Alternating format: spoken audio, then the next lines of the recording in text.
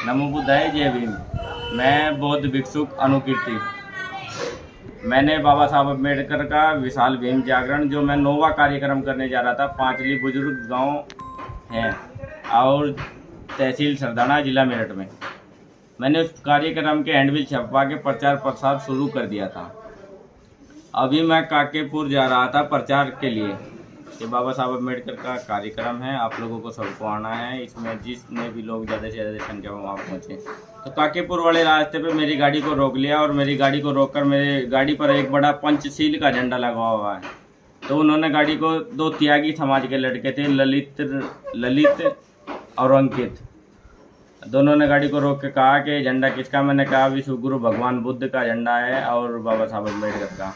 तो उन्होंने इतना सुनते ही उन्होंने एक शब्द कहा कि और तो कोई काम नहीं कर सकता, ये चमार की टड़ी हो गए, ये गिट्टड़ी ऐसा काम करे, इन्हें चमोटों को ही बता दे पहले। फिर उन्होंने कहा कि चमार होगा। हमने कहा कि जो हमारे सेवक था साथ में अभिषेक, उन्होंने कहा कि हाँ चमार है। तो उन्होंने इतना कहते ही हमारे साथ मार पिटाई शुरू कर दी। मेरे मुंह पे भी रैपट मार दिया और फावड़ा मारने की कोशिश करी, जबकि मेरी उंगली मुड़ी हुई है, अभी तक दर्द कर रही है। और गूंठा वो फावड़ा जैसे मारा था, मैंने उसको फावड़े को पकड़ लिया था। और एक बौद्ध भिक्षु पर अत्याचार हो रहा है कि आज पूरा समाज और पूरा देश खा गया।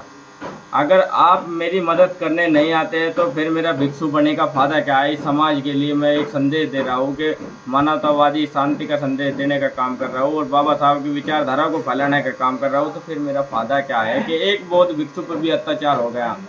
तो मैं चाहता हूँ, अभी मैंने राजरत्न अम्बेडकर जी से बात की, बाबा साहब के पड़पोते से। उन्होंने कहा कि सब चीज़ आप मुझे भेज दीजिए। अगर यहाँ मुकदमा दर्ज नहीं होता है तो मैं विदेश से मुकदमा दर्ज करा के इसमें कार्रवाई करूँगा। मैं राजेंद्र पाल गौतम, दिल्ली के जो पूर्व कैबिनेट मंत्री रहे, उनसे भी मेरी बातचीत हुई है।